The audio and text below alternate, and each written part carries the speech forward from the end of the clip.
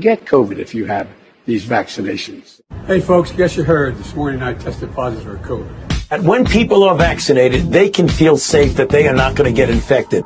Dr. Fauci says he has COVID again. If you've done the right thing and gotten vaccinated, you deserve the freedom to be safe from COVID-19.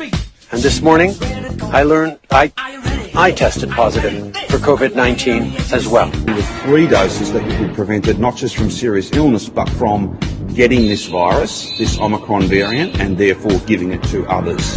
Victorian Premier Daniel Andrews is in quarantine for 7 days after testing positive to COVID. So I'm fully vaccinated. It gives me some comfort. Anthony Albanese has just tested positive for coronavirus. Having received 2 doses of AstraZeneca, it's a very effective vaccine, protection from symptomatic illness and therefore risk of transmission to others. Good morning, Council. I'm speaking in support of item 63 and the need to declare an emergency. Because right now, the greatest emergency we are facing is COVID. And that is why I am wearing a mask, and that is why we need to reinstate the mask mandates. Cases are rising, and a new variant is going to come out right before the election. So we need to get a head start on this thing. I'm wearing this mask to let you know that I take COVID seriously, because I believe in science, and because I want to protect your grandmother. And I refuse to allow another person to die on account of these COVID-denying, anti-vax, Trump-supporting right-wing extremists. Joe Biden, the greatest president in the history of our country, he's creating a disinformation board, and we have an amazing opportunity to lead on this issue. And that is why we need to put these MAGA hat-wearing science deniers in re-education camps immediately. There's no greater threat to our democracy than white supremacy. And if you don't want to wear a mask and get vaccinated, then you are a white supremacist, and you need to be removed from society at once. Furthermore, the fact that you have to be a U.S. citizen to vote is rooted in racism and white supremacy as well. Listen, guys, I'm going to leave you with this. Contrary to popular belief, Vladimir Putin and those racist judges on the Supreme Court, they did not cure COVID. So wear a goddamn mask. Thank you. If you're ever in the middle of the woods and you see a group of people worshiping a giant owl statue, you probably should stay away. So Bohemian Grove is a 2,700-acre campsite in California where people like Reagan and Nixon and other powerful and famous people have been spotted hanging out. But what's really weird is all the ceremonies that they have there and then all the theories surrounding that. For example, no pictures or videos are allowed to be taken at the ceremonies, but those who attempt to do so have had very weird things happen to them. This all links to secret societies. Basically, this place is where very rich and powerful people go to do weird rituals. They dress up like wizards and offer a sacrifice to Moloch. It's all very strange. Here's a video someone was able to sneakily take in 2000. They have a huge owl statue in the back and they refer to giving a sacrifice to Moloch. And also here is them burning a fake sacrifice. But these aren't just some yahoos. These are multi-millionaires. These are the heads of banks. Pretty cool.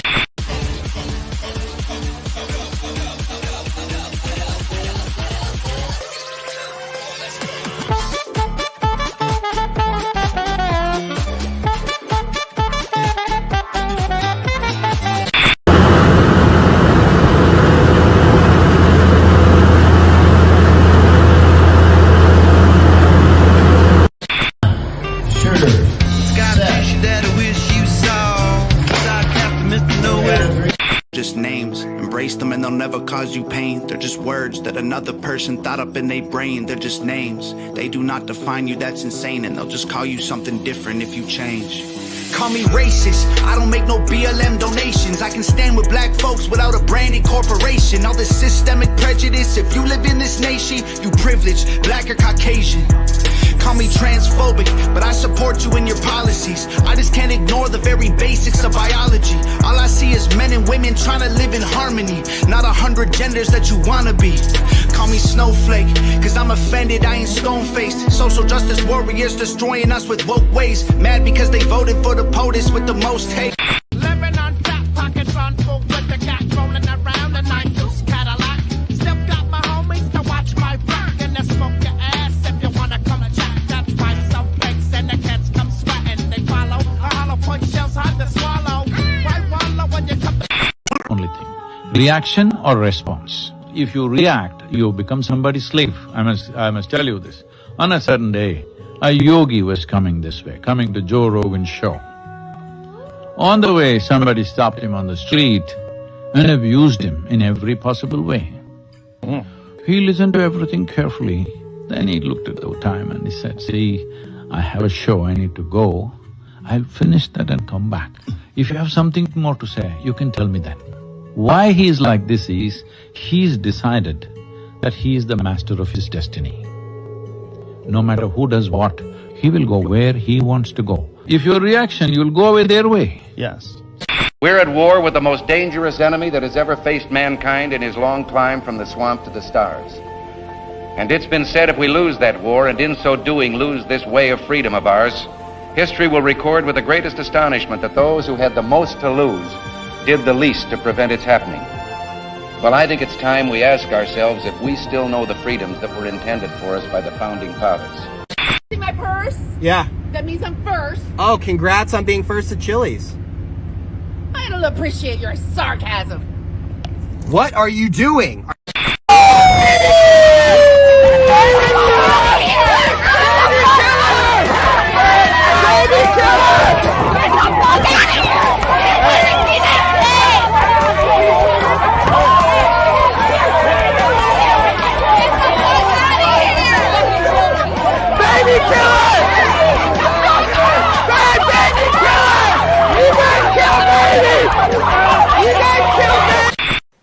The idea of a new world order is not new.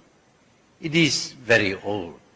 It's something that was conceived more than 100 years ago. It is about having a world government who will impose their rules on everyone. The world is frightened of them.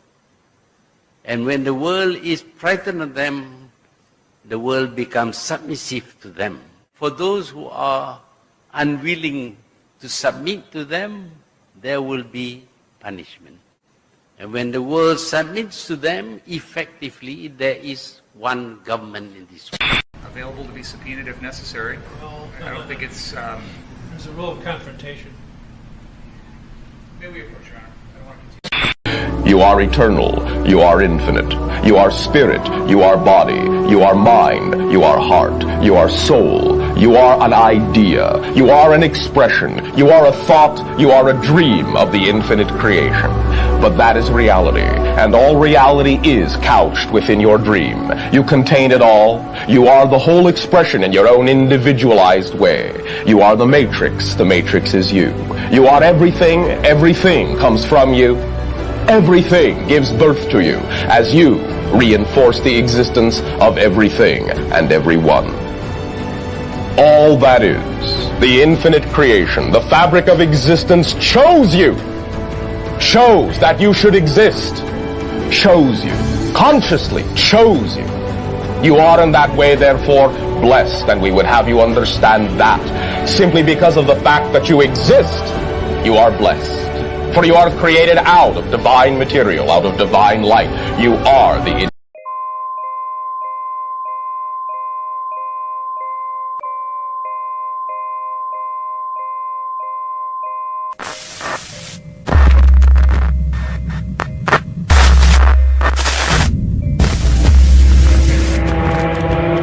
If you can hear this, you are not alone. This is the resistance.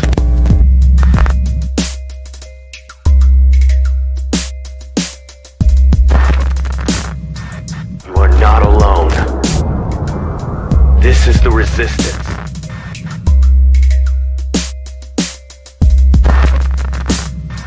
You are not alone. This is the resistance.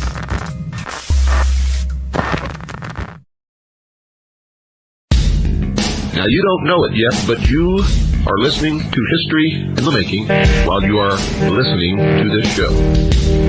We know now that in the early years of the 20th century, this world was being watched closely by intelligences greater than man, yet as mortal as his own. I want you to get up now. I want all of you to get up out of your chairs. I want you to get up right now and go to the window, open it, and stick your head out and yell, I'm as mad as hell, and I'm not going to take this anymore! Censored by the mainstream media, the destroyer of fake news, and your host of The Rundown Live, Kristan T. Harris.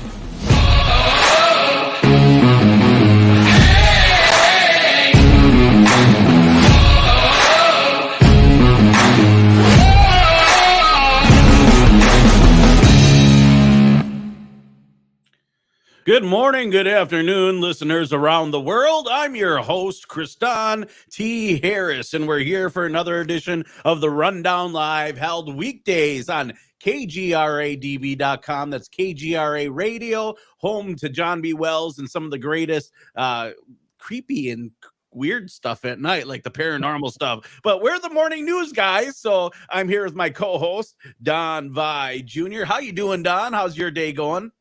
Hey, brother, doing pretty good. Just, taking care of business in the morning, keeping up with all the crazy things going on in the world. We got a lot of crazy, awesome news to talk about on today's show. Going to be a fantastic program, so definitely stay tuned. Don't miss a bit of it.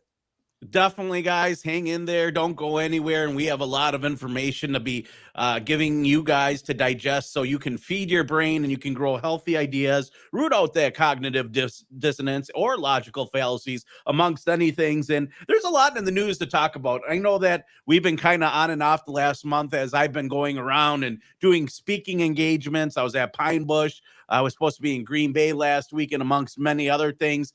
There's a lot of opportunity that I've been taking advantage of. So a lot of people have been actually enjoying some of the older reruns. We've been getting messages on our Facebook, and we got some messages from people who are actually watching and going to cover the Bohemian Grove, which was literally in part of our new intro. As you guys notice, we have a new intro. It's called TV Sucks. And what we basically do is we give you guys a crash course of some of the things we'll talk about, some of the things we may never get to, but you'll see of what's the latest and trends and some old stuff. We like it. It's a way to grab your guys' attention and keep it solidified. By the way, I want to say hi to everyone in the chat. I see people are already getting the chat. What's going on, Kathleen? How you doing, Andy? All the people over at Rockfin. We're live on Rumble, and we will be cataloged at band.video this evening. So if you missed this episode, we have an app. It's available, Spotify, iHeartRadio, all those places. And if you want to support us, the easiest way to support us is go to the Rundown Live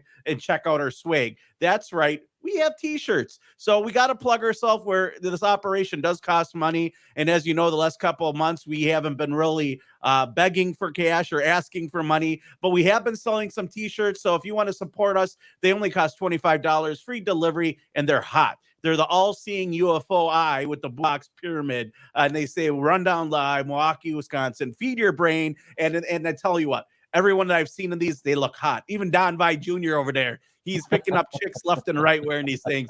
So if you want one, pick one up. But, speaking of hot women and attractive, significant others, I have to talk to you about something, bro. Have you ever been on one of those dating sites? Have you ever done the Tinder, the Plenty of Whales? What's the other one that they have out there? Cup of Joe, or was it Bumble? They have all these different, I'm making up names now. But like when you go on these dating sites, there's always seems to be some immaculately attractive woman who's interested in you. And they're either foreigners, they just moved to the area. They're communicating with you. And, maybe it's partially a scam, or maybe it's something else. So what would you say, bro, if you found out that one of your favorite social media influencers was fake?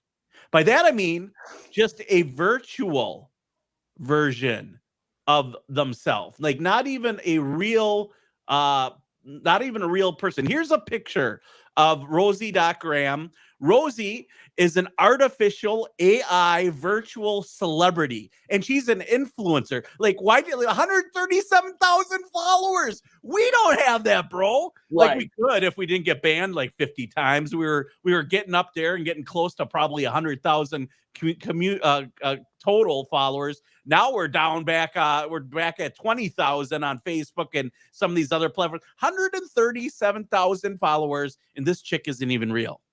It's crazy, man. We really are living in this. I don't know if we're living in the virtual dystopia or if this is just the sign that we're coming up upon it. But I mean, uh, when you say your favorite social media influencer is fake, it's certainly not what I think about. I think about Yeah, you think you know about the like the fake persona they put on in front of the right. camera, totally different person. But this chick, she ain't even real. It's absolutely bizarro world. But imagine we don't meet like a lot of these celebrities. How long will it be before this is a movie character and they don't even have real actors? They're going to have this virtual. Look at it. Look how real I put this on the screen for you guys. Look how real she looks. It's not like this looks like a fake, digitally enhanced. This looks like anybody else that has their Photoshop photo look GQ'd and smoothed over. And you can even take a fantasy trip with Rosie. Like, what are you? They gonna clone you? She's like rapping or something. She's like recording an album, which we already talked about how AI is writing Nirvana music. Like this is where we're going in the world. Kids won't even look up to real people. They're gonna look up to these virtual influencers, which are completely AI driven and fake. Right. And it sort of seems the way things are going. I mean, what better way to completely distort and corrupt the youth than to have all of their idologues and all of their idols to be completely fake and virtual. It's a fantastic way to not only corrupt the youth, but to get them into, just completely suck them into the digital dystopia, the metaverse, this World Economic Forum sort of agenda that they're pushing. So, it's dastardly but brilliant. Yeah, right. Like, could we just have a talk radio? This is great, Don. When days we can't do the show, we'll get virtual Chris Don and virtual Don here to do the show. Like, we won't even Right. have to show up, right? We'll just be here, and no one will know it's not us. And it'll be like, yeah, it's virtual Don, virtual Chris Don, and we'll just promote it to look at intense news. What's up, Andy Morrow? How you doing in the chat? Kathleen, what's going on in the chat? We see you guys drop comments in the chat, share the live links. But I'm just saying, like, this is creepy. Like, look It at is. that. Doesn't that look real? She It like, and does. of course, they take she's a South Korean, so this girl could be like 65 and she could still look like she's 22. And then one day they all walk out of the house and they got beards and stuff. I don't know what happens. There's like a cocoon transition there where they turn into a butterfly old person. I don't know, but they look young for a very long time. Wonderful genes and health in the Asian communities. But seriously, like, this is what they like. This is a fake person. And then the VR version, virtual influencer, she has 120. Bro, we got like this ridiculous. I don't get it. Why? Is it just that people don't know that they're fake? Well, I mean, it might not be, but it's also the fact, she looks to be an attractive woman. So, maybe people have no idea. Maybe people don't care. I don't know, but that tends to be the trend on social media, especially with Instagram, is that the hot chicks get all the followers. Well, here, this is what the Communist News Network had to say, or I mean CNN. I apologize. She's got more than 130,000 followers on Instagram, where she like. How does Facebook ban people like me? If you guys haven't heard, in the last 30 days, they banned my personal account, which had about 6,000. I'll say cumulative 10,000 followers. Okay, 10,000 followers, which most of them weren't seeing my posts anyways, because Facebook algorithms don't like what I post.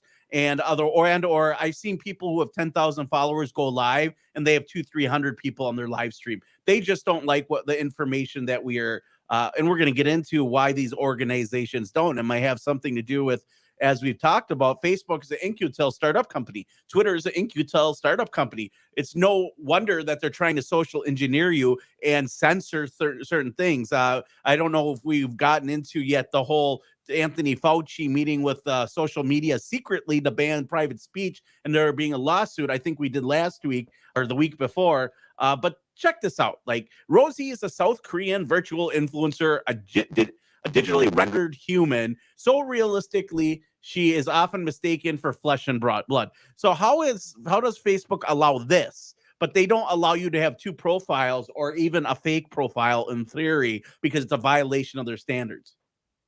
It's just all upside down, man. It's We need virtual Kriston and virtual Don, and we cannot be held accountable then for the things that happen. So here it is. Somebody asks, "Are you a real person?" And one of her Instagram fans asks, "Are you AI or a robot?" According to Soul-based company that created her, Rosie is a blend of all three, who straddles. Notice how they use the term straddles. She straddles the real and virtual worlds. And you know what they're going to do is they're going to she's going to be like one of the, Rosie's going to be so popular, or one of these virtual influencers are going to be so popular. They're going to design a meat suit in the lab, and then they're going to download this AI consciousness into it. I believe Why not? Why not?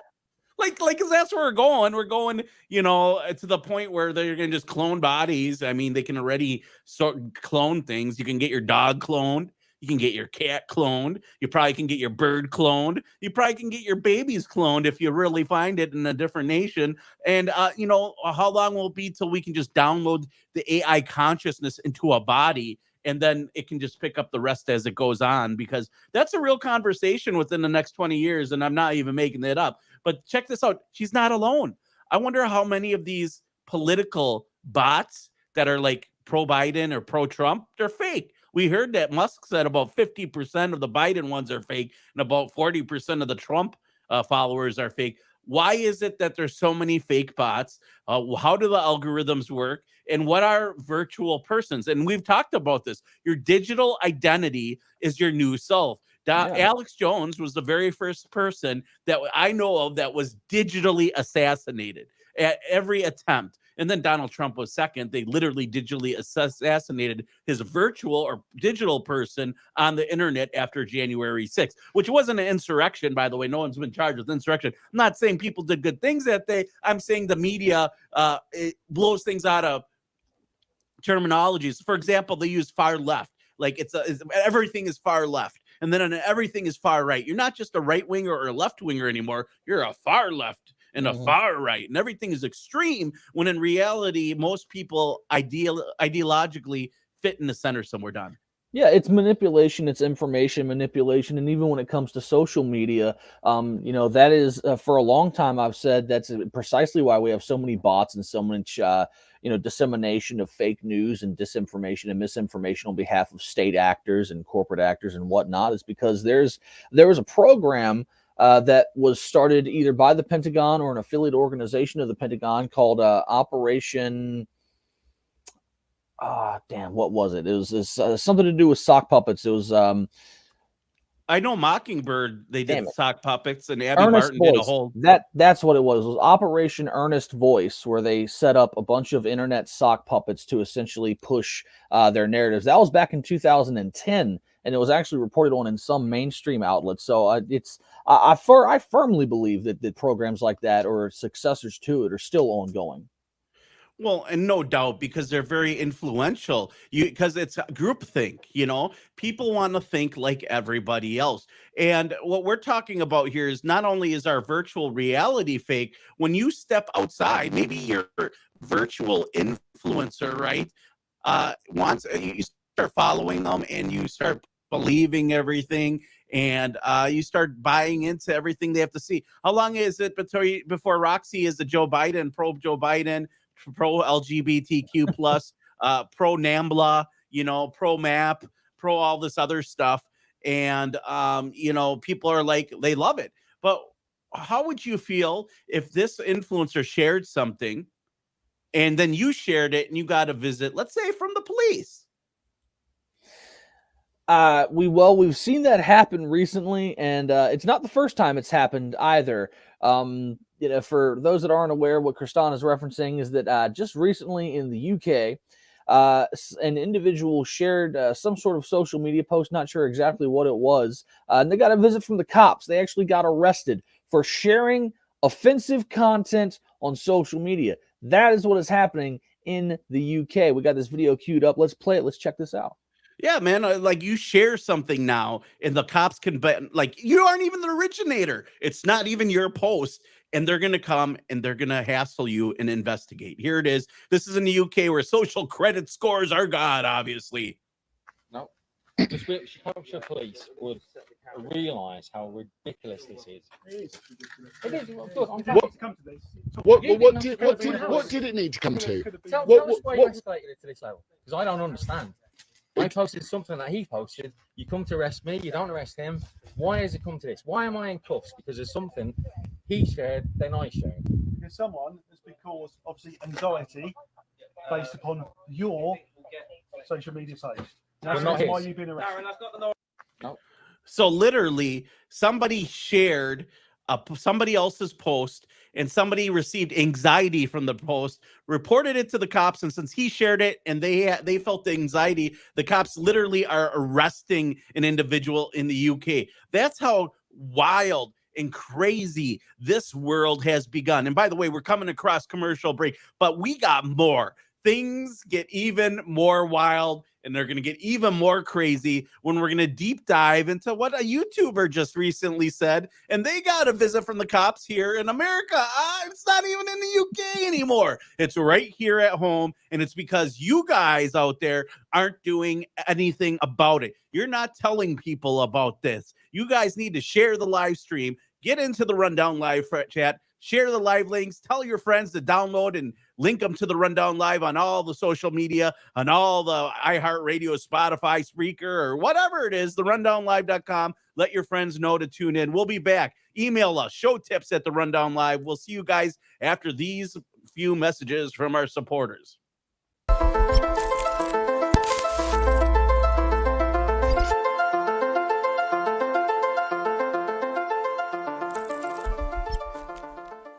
Hey members, the new KGRA DB app is now available on iOS and Android devices. Gain on-demand access to any KGRA DB programming. Download any show directly to your mobile device to listen or watch on the go. Go to the App Store and search KGRA DB. Scrolling all day, time can disappear. Wanna make it count? Why not volunteer? Posting pics of your food, that takes up time. Time, you've got time to binge all of season 9, though it got so bad. Time, you got time.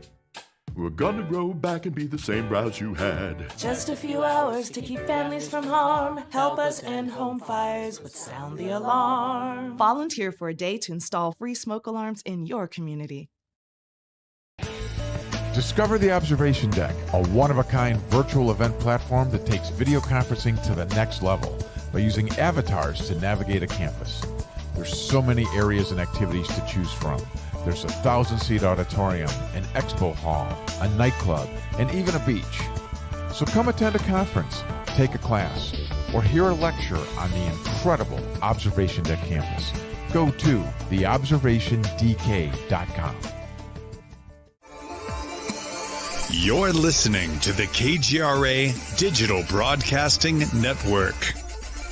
We provide unparalleled coverage of trending news in the world of ufology, cryptozoology, and paranormal phenomenon.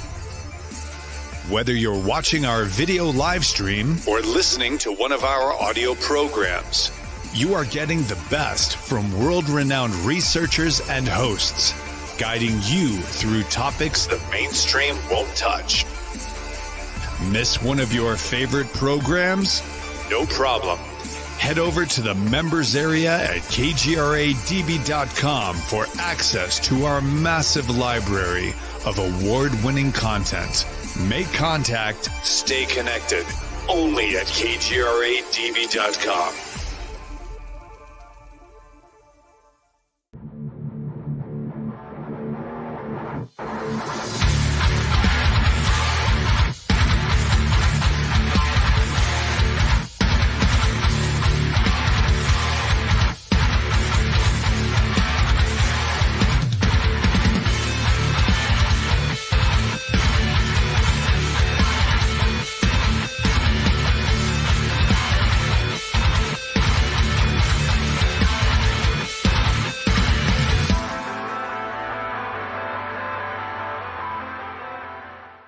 rundownlive.com. I'm your host, Kriston T. Harris, and we're back live on KGRADB.com, the world's largest digital broadcasting syndication. If you guys love it, we have John B. Wells live in the evening, the anchor, as well as we have great shows throughout the broadcast all week. The Rundown Live airs weekly at the same bad time, same bad channel, 11 a.m. Central Standard, 12 p.m. Pacific. Eastern, 12 p.m. Eastern and 9 a.m. Pacific. I get those time zones even mixed up when I travel. But we've been talking about virtual reality and this Roxy girl who is a virtual influencer, has 127,000 fans, AI, all digital, but looks real. And we're going to and then we talked about how people who are sharing Facebook posts are having law enforcement visit them or even get arrested in the UK. And we have something similar that happened here in the United States. But first, I want to build a picture for the listeners out there.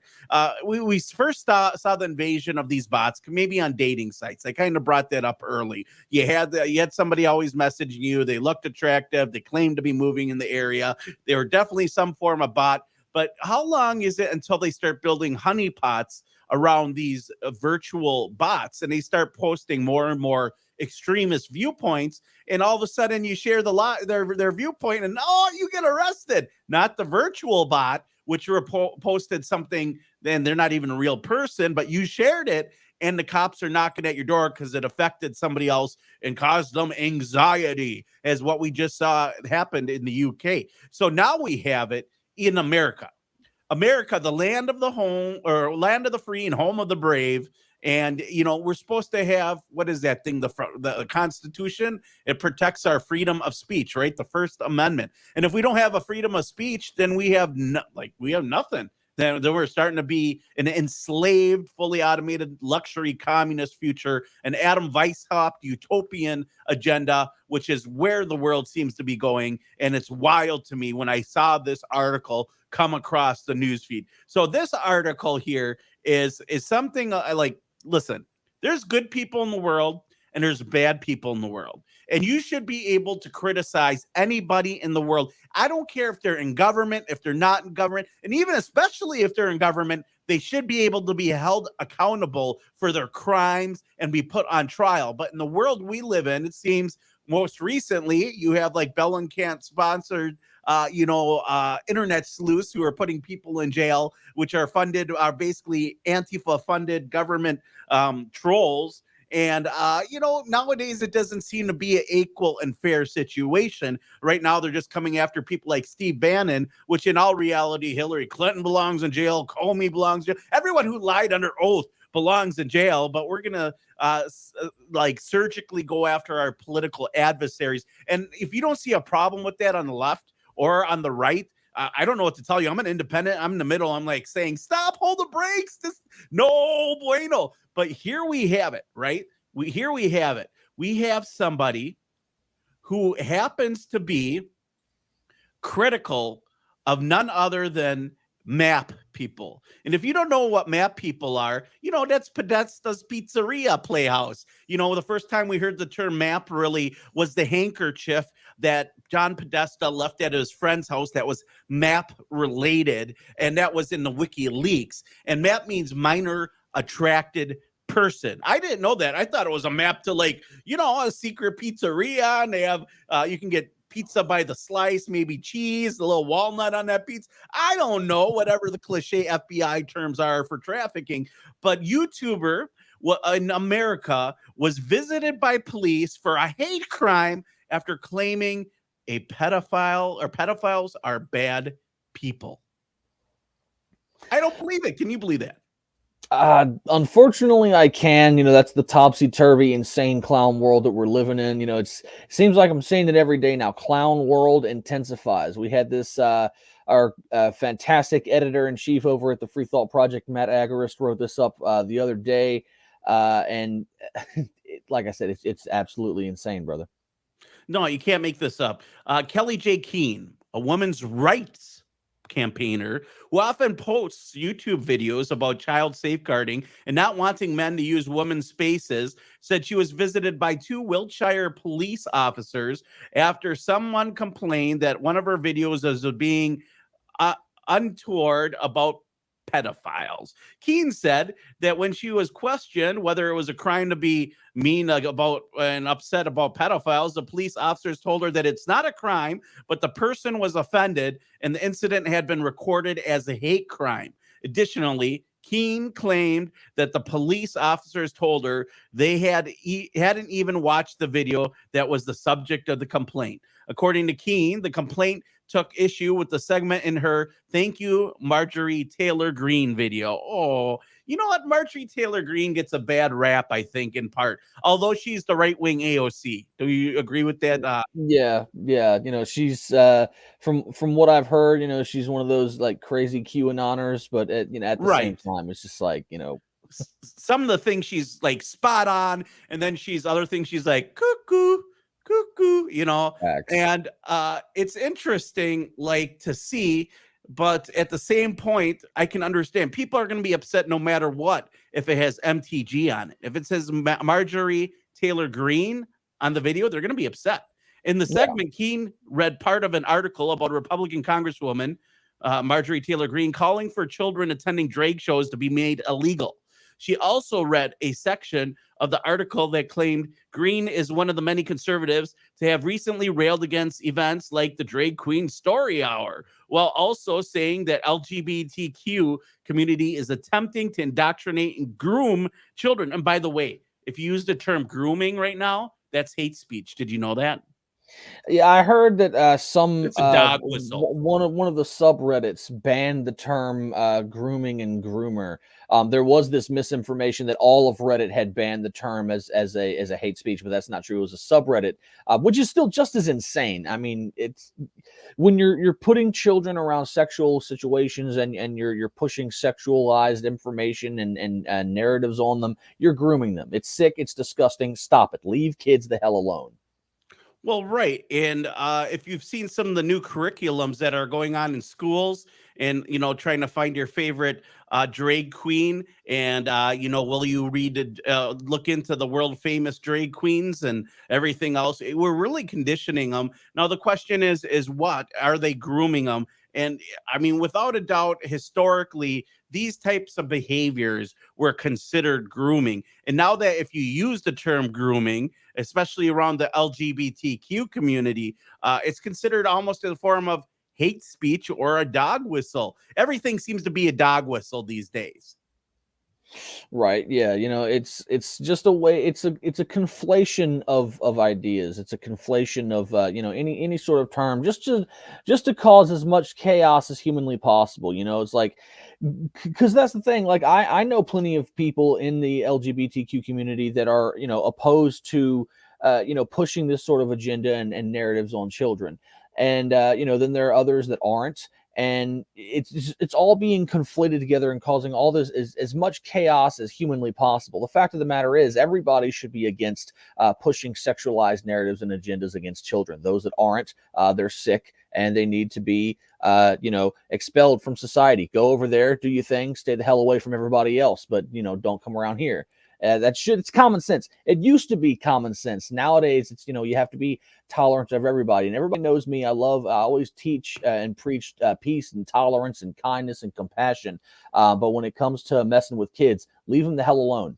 Yeah, why you got to play with the kids? Like, that's wild. No, I have to make a correction here. This actually took place in the UK, so this was not in America. So I just wanted, but I didn't know that there was a new law passed in the UK. Here it says, Keene's report of police visiting her over a YouTube video and recording it as a hate crime comes days after the UK's College of Policing issued new guidance that told officers to focus on catching criminals instead of going after those that post social media content that is deemed offensive. Like if you post something offensive, don't read it. How is that somebody else's fault that the algorithms picked it up and you saw it or you visited it? That's like going to see a horror movie and seeing some wokeness. I mean, like, I'm offended. This movie needs to be pulled from Hollywood. You know, it would never happen if people were just offended. This is like, you know, political correctness on crack. And it's wild.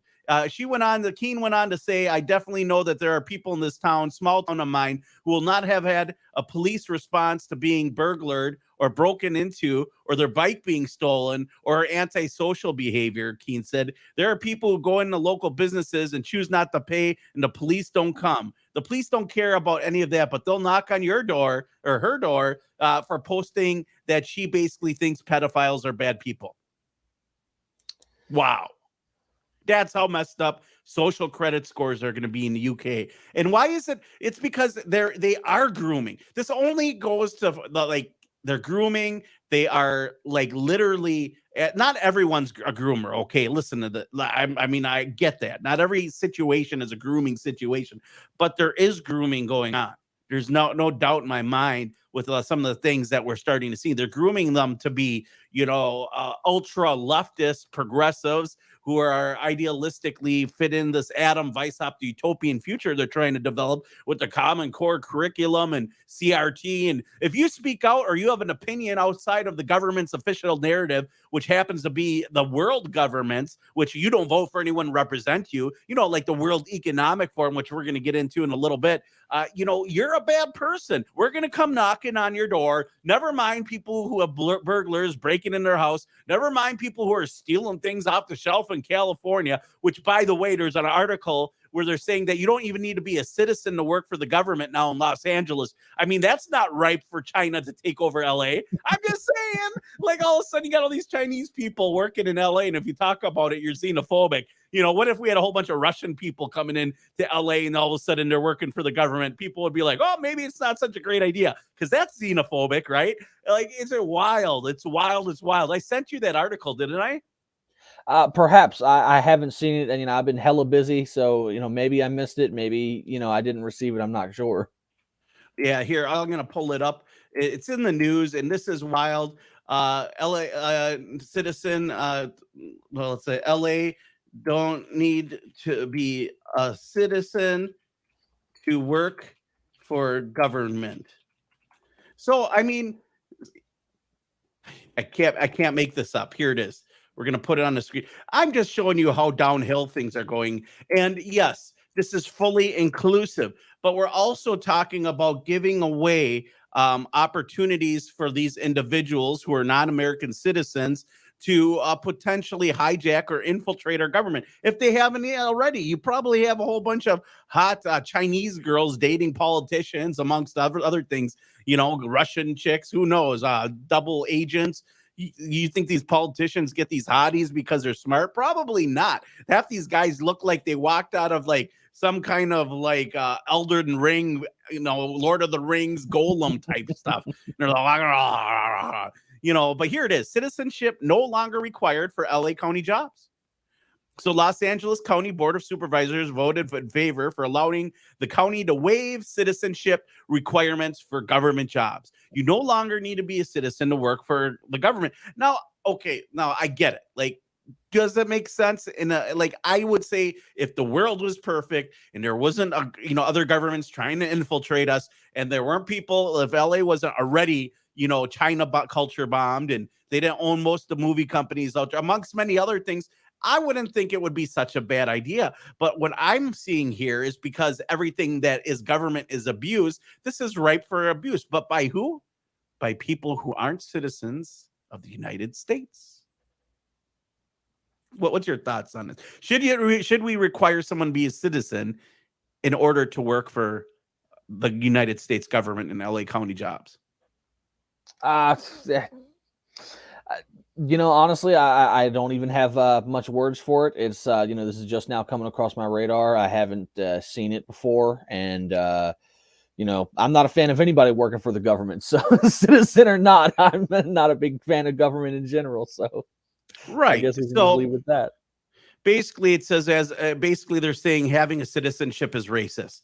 As of 2018, an estimated 880,000 non-citizens made LA County their home, and there are barriers they face for employment in the county. And here, this is what Sola said. This is a local politician. Barriers to employment are based on cultural, racial, ethnic, or religious characteristics are contrary to the core values. Citizenship overlaps these demographics of characteristics. Shared Los Angeles County Public Defender Ricardo Garcia. This motion by supervisors Solis and Cool will promote equity in hiring. And there's that word equity. It isn't equality anymore. It's equity, right? In hiring and giving the public defender's office access to the most qualified applicants for employment, irrespective of their citizenship status.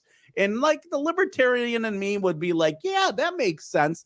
But there's that fine line between the conservative me who says, uh-oh, this is ripe for abuse. But this is how you get gangs running government. I mean, we already have two gangs, the Republic Crips and the Democrats, or whatever you want to call them. Like, it is what it is. Those two groups already are running things. And what, we're going to put in a third group, either China or, Fidel Castro or Chavez or anyone else that could have probably infiltrated the government this way. And what kind of sensitive, access do they have to things? I'm not quite sure, but this kind of blew my mind, and nobody was covering this. And it, should they be able to work? I mean, I think people who aren't citizens here should have a legal way to citizenship. Our biggest concern should be like, how can we make these people citizens and taxpayers and everything else? But then again, I don't believe in taxes. I think taxes are a crook. A taxation is theft in most levels, and obviously we can't get away from it now in our life. But at the same time, there's a little bit of cognitive dissonance there. So between this and talking about people getting arrested for, or being harassed by cops for claiming pedophiles are bad people, or sharing a post on Facebook, it just blows my mind, all the misinformation, not to mention the narratives that they're pushing. This, like, how long is it before we start making fun of people who eat bugs? Because they're pushing that narrative. Or how about this huge new cannibalism craze? Here it is in the New York, was this the Times? Yeah, this is the New York Times. Again, talking about how cannibalism is cool, right? Is it cool? Have you ever looked at someone, Don, and been like, I wonder what you taste like? Who thinks this stuff up? Like, how does this even happen? I'm not even sure, but we've seen them pushing this narrative for a long time. The cannibalism, the dehumanization, essentially in any capacity, which is essentially just pushing the cannibalism narrative, is a part of that, the whole dehumanization narrative, and it was kind of unbelievable. But at the same time, unsurprising when I saw it that the New York Times ran this piece, a bite of cannibalism or whatever it's called. We're having a little bit of trouble pulling this up on the screen at the moment. Again, it's unsurprising, but at the same time, it's just one of those, you look at it and you think, holy crap. Or on the flip side, you look at it and you think, how much crack were you smoking before you hit publish on this? Right. I mean, that's what it comes down to. How long? Here you go. We got it pulled up, and we're gonna go over this just for a second. Because why is it that all these TV shows, these books, films, everything is going cannibal?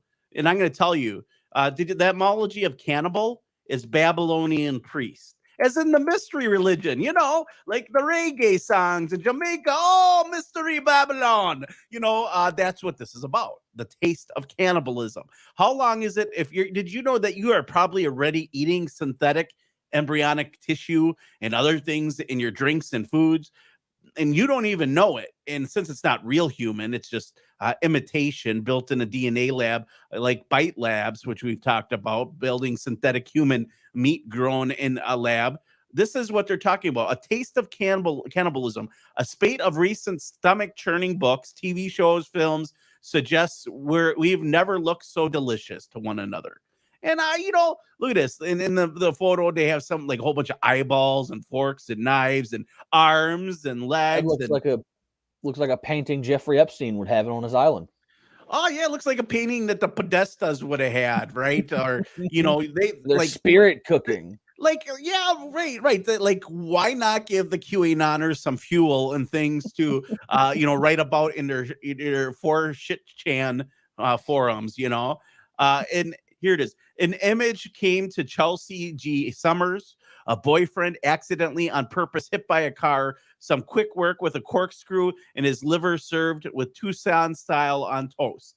That figment of her twisted imagination is what prompted Miss Summers to write her novel, A Certain Hunger, about a restaurant critic with a taste for male human flesh. Turns out cannibalism has a time and a place, claims the New York Times, in the pages of some recent stomach-churning books and on television and film screams. Miss Summers and others suggest that the time is now. Are they like, bro, that's them saying it's time to eat people. Am I getting this wrong? Isn't that in a tongue-in-cheek way? That sounds like what it is. But I mean, coming from a rag like the New York Times, it's not shocking. Like, how long until they start like saying, like, I'll bet you in some third world countries they're like, hey, if you're a cannibal, I'll sell you my arm because I'm homeless for $50,000. They take your arm, then they eat it. Like that's something straight out of Hostel. Like, this is like, where is this the world we're going to? And it says there is Yellow Jackets, a Showtime series about a high school women's soccer team stranded in the woods for a few months too many, which premiered in November. The film Fresh, released on Hulu in March, involves an underground human meat trade for the rich, which is what I didn't know even existed. But Levona Otessa Mashfig novel, published in June, portrays cannibalism in a medieval village overcome by plague and drought. Augusta Batstarika's book, Tender is the Flesh, released in English in 2020 and in Spanish in 2017, imagines a future society that farms humans like cattle. Also out in 2017, Raw, a film by the director and screenwriter Julia DeCorno, tells the story of a vegetarian. Now they're attacking vegetarians. Vegetarian veterinary student whose taste for meat escalates after consuming raw offal. Still to come is Bones and All, starring Timothy Chalamet. The movie about a young love that becomes a lust for human consumption is expected to be released later this year or early next year. Can you stomach it? A fascination with cannibalism, perhaps not surprisingly, can toe a fine line, as Miss Summers learned while writing A Certain Hunger. When fact checkers came calling about the frenzied scenes in which the book prepares, where the book's anti-hero prepares her murdered lovers with grotesque means, they wanted to verify where they got this information. Miss Summers was so disturbed that she went full raw vegan for 2 weeks. The creator was horrified by her own monster. Publishers may have been too. When Miss Summers, who uses a pseudonym, was shopping the book around in 2018, it was rejected more than 20 times before Audible, an unnamed press, made an offer. Oh, somebody's gonna love to. But this is how long till this reaches the Common Core curriculum, books, and it's no longer veganism. It's like eating artificial human. It's the Ben Zion burgers of the world, Right. The transhumanists. Yeah. I mean, who knows? We have no idea, but how it's one of those things where it's doesn't it seem like it's sort of right in line with the whole World Economic Forum, you will own nothing and be happy, or you will eat bugs. It's one of those things that once, sort of like that tongue-in-cheek dog whistle, once we implode the economy and you can no longer afford to feed your family, maybe little Timmy starts to look a little tasty. Who knows? But it just seems like give me Timmy. It seems like it's right up that alley. It's so damn weird, man. And speaking of the World Economic Forum, we got this piece from the Activist Post that I sent you the other day, which again, rhyme and reason part and parcel with their whole you will own nothing and be happy agenda. Now they're calling for an end to private car ownership, which we predicted on this show and we've been talking about for a number of years. We said was going to exactly be the case, especially in Europe when they started pushing this whole green car, electric car, smart city. Well, now you don't even need a car. Go ahead and do away with the electric car. Walk everywhere. It's insane. You know what? This is the World Economic Forum. It says World Economic Forum calls for an end to private car ownership. You know what's so wild about the World Economic Forum and their calls and all the stuff that's going on? Klaus Schwab, former Bilderberg member and leader, is we've been talking about the idea that they said that you won't own anything in the future and you will love it. And its idea is that everything will be digital. It's that digital currency. It's the digital, metaverse. You're going to have the goggles on, amongst other things. And you know who else had an idea that was much like this? So what the end of private ownership of everything was this guy right here. Here, let's put it on the screen. This is a meme I made. This guy's name was Adam Weishaupt. And Adam Weishaupt was the founder of the New World Order ideology, or at least he was the greatest salesman of it. And these were his 7 major ideologies. All right. First one is the destruction and abolition of all individual nations, governments, and borders. The abolishment of all private property is number 2. So this definitely falls under the abolishment of private property. And it's weird because here it is. Here's the meme for you guys out there. Here it is. The abolishment of all individual nations and governments and borders, the abolishment of all private property. I want you to think about the World Economic Forum and all these globalist leaders and what they're talking about. The abolishment of all inheritance. Who's talking about not giving inheritance? Wasn't it Bill Gates who said he's only going to give each of his kids $1 million because nobody needs the inheritance? Inheritance is bad. The abolishment of all patriotism. Guess what else is bad? Patriotism. What caused that? January 6th. Guess who feasted on that? Oh, the anti-fascist communists who are literally working as sedition hunters and for Bellingcat, getting government contracts, and the EU being funded by the government to go after their political adversaries. Like, how would you feel if Proud Boys got political contracts to go and turn in all the Antifa scum who burnt down buildings and were involved in violence and shootings and hurting people, which they're just as guilty as the Proud Boys for doing dumb shit. I'm just saying. Like, that's essentially what we have set up here right now in the United States in this whole, kangaroo court going on January 6th. Were there crimes committed January 6th? Absolutely. Do people deserve to go to jail because of their involvement? Yeah. But that's where the judges to decide. But here we have it where the entire, witch hunt is being done by people who identify as far left and anti-fascist, and they're getting, government contractor money, and the European Union is funding and directing these groups like the sedition hunters. It's wild to me. It blows my mind that people think that's okay on the left, and they're like, yeah, and they root it on to keep it going. The abolishment of all religion, as you know, everyone in the ultra left hates religion for the most part. Unless it's Satanism, of course. Satanism, like when I was at the Kyle Rittenhouse, post Kyle Rittenhouse shooting, a bunch of Chop and Chaz people came to Wisconsin to start to make or attempt to make another Chop and Chaz here, and they were casting satanic rituals, bro. Literally. One of their most well-known individuals is there, and they really adhere to this. And it kind of makes me wonder, because basically Adam Weishaupt utopianism is that whole idea of Satanism. I'm not saying Satanism is inherently bad, but when you force it on individuals and you indoctrinate individuals and you don't give them the right to make a choice, that's different. Now, the abolishment of all family and marriage, that's a very Platonio idea. Plato as in Plato. Platonian Plato. And he had this idea that, Don, if you have a girlfriend, she isn't exclusive to you, not ever. If she wants to sleep with anyone else, you can't own another person. But at the same point, nobody can own you, and everyone should share everyone. And there really isn't a ownership of each other or feeling of unity of like a family.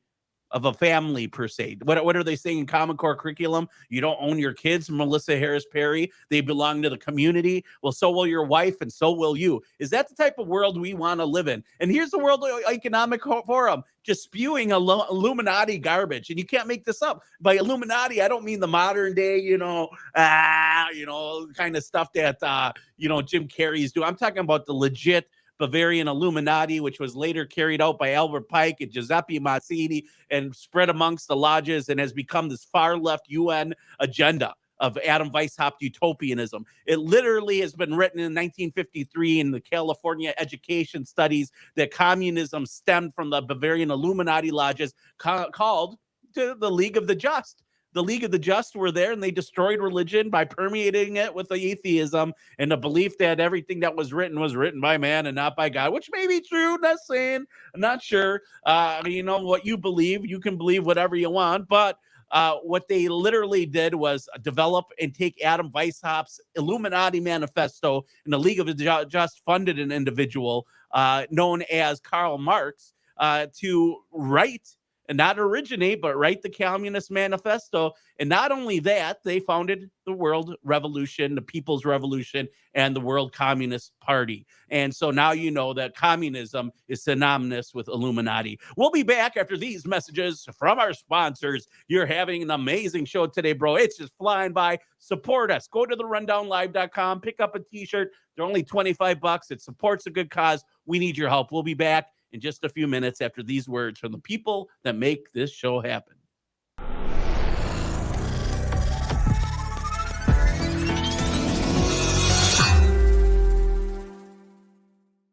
Hey members, the new KGRA DB app is now available on iOS and Android devices. Gain on-demand access to any KGRA DB programming. Download any show directly to your mobile device to listen or watch on the go. Go to the App Store and search KGRA DB. Scrolling all day, time can disappear. Wanna make it count? Why not volunteer? Posting pics of your food, that takes up time. Time, you got time to binge all of season 9, though it got so bad. Time, you got time. We're gonna grow back and be the same browse you had. Just a few hours to keep families from harm. Help us end home fires with Sound the Alarm. Volunteer for a day to install free smoke alarms in your community. Discover the Observation Deck, a one-of-a-kind virtual event platform that takes video conferencing to the next level by using avatars to navigate a campus. There's so many areas and activities to choose from. There's a 1,000-seat auditorium, an expo hall, a nightclub, and even a beach. So come attend a conference, take a class, or hear a lecture on the incredible Observation Deck campus. Go to theobservationdk.com. You're listening to the KGRA Digital Broadcasting Network. We provide unparalleled coverage of trending news in the world of ufology, cryptozoology, and paranormal phenomenon. Whether you're watching our video live stream or listening to one of our audio programs, you are getting the best from world-renowned researchers and hosts, guiding you through topics the mainstream won't touch. Miss one of your favorite programs? No problem. Head over to the members area at kgradb.com for access to our massive library of award-winning content. Make contact, stay connected, only at kgradb.com. Now, you don't know it yet, but you are listening to History in the Making while you are listening to this show. We know now that in the early years of the 20th century, this world was being watched closely by intelligences greater than man, yet as mortal as his own.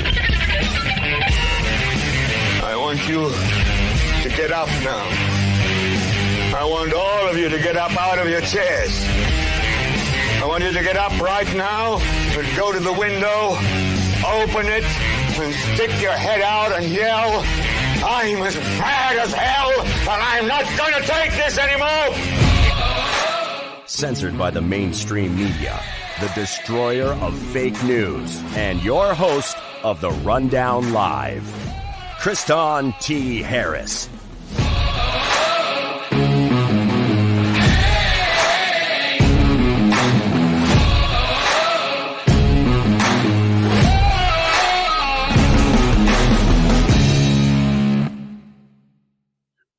Rundown Live, rundownlive.com. I'm your host, Kriston T. Harris, and I'm here with my beautiful co-host, Don Vi Jr. And we're here today. We're talking about all sorts of different stuff, and we got a lot of articles yet to cover today. And don't forget, you won't want to miss tomorrow's show. We're going to have more groundbreaking information and news as things are heating up here. And I just wanted to touch on this real quick and give you guys some background. The League of the Just was basically the Bavarian Illuminati after it was done. It was a organization created by Adam Weishaupt.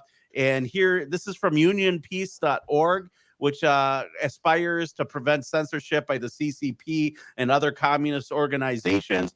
And it's just like this kind of goes in. If you want to do the research behind it, I know that I have done the research. So something like this information in most is accurate. It says in 1785, the Bavarian government exposed Adam Weishaupt's diabolical plan to destroy Christianity and control governments. However, this was not the end of the Illuminati, as most historians have written.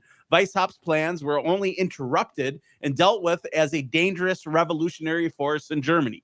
The other nations that the Illuminati were operating in did not heed the warning from the Bavarian government. Just a couple years later, the plan to destroy Christianity and the world's governments was first seen in the French Revolution. The same revolutionary force reappeared again in Germany, called the League of the Just. Bro, what do we like a lot that's really big? The Justice League, right? Marvel Comics. And guess what? Captain America has a new movie coming out. You know what it's called?